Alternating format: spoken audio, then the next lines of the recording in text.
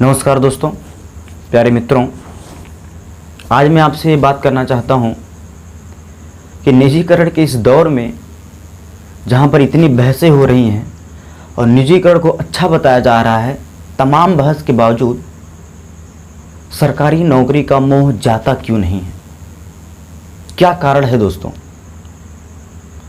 तो दोस्तों, सरकारी नौकरी मध्यम वर्गीय परिवार, निम्न वर्गीय परिवार के लिए तिलिस्म की वह चाबी है जो उसे एक सामान्य वर्ग से एलीट क्लास में पहुंचाने में मदद करती है दोस्तों।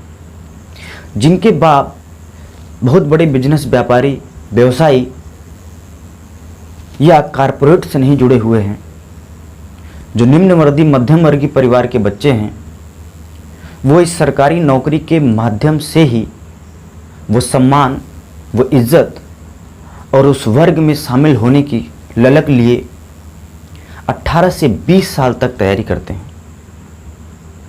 दोस्तों, जिस उम्र में उनके दूसरे दोस्त बाइकों पर अपने दोस्तों को लेके महंगे महंगे होटलों में घूम रहे होते हैं, मस्ती कर रहे होते हैं, उस उम्र में वह 10 बाई के 10 कमरे में इलाहाबाद, दिल्ली जैसे प्रशिक्षित शहरों में तैयारी में अपनी सारी जान लगा रहा होता है, इस उम्मीद में कि शायद कल को नौकरी प्राप्त करके मैं वो सम्मान और मैं अपने परिवार को सुखमय जीवन प्रदान कर सकूं। जब उसके दोस्त महंगे महंगे होटलों में, रेस्तराओं में जा रहे होते हैं, मैकडोनल्ड्स, डोमिनोज में, तो दोस्तों वह सड़क पे पड़े ढाबे पर भी खाना खाने में एक बार नहीं 10 बार सोचता है कि क्या मेरे पिताजी इस खर्च को मैनेज कर पाएंगे कि नहीं कर पाएंगे। दोस्तों इसमें हाड़ तोड़ परिश्रम करने के बावजूद भी इस बात की गारंटी नहीं रहती है कि नौकरी लग ही जाएगी।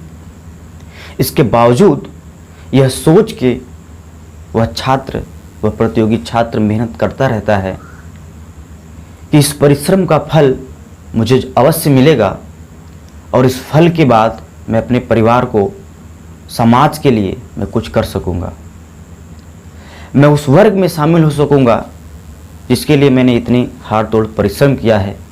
मेरे वो दोस्त जो मुझसे नजरें चुरा के चले जाया करते थे, आज मेरे पास आके एक मदद की उम्मीद करेंगे।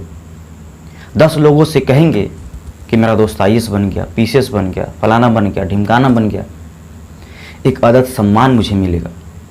जो मेरे पिताजी से तू तड़ाक करके बात कह रहे थे, अब वह आप करके बात करेंगे।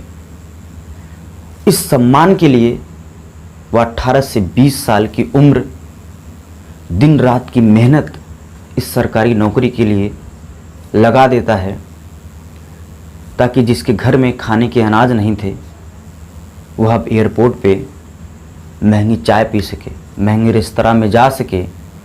ये इसलिए क्योंकि उसके इस परिश्रम के, इसके इस त्याग का फल होगा।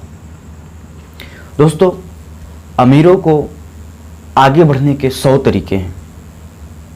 उनको सरकार बढ़ा देगी, उनको जुगाड़ बढ़ा देगी, उनके पास तमाम सुख सुविधाएं हैं, लेकिन गरीबों को ना तो किस प्रकार की कोई सुविधाएं हैं, ना उनके पास बैंक बैलेंस है, ना उनके पिताजी का कोई व्यापारी भी कोई व्यवसाय है।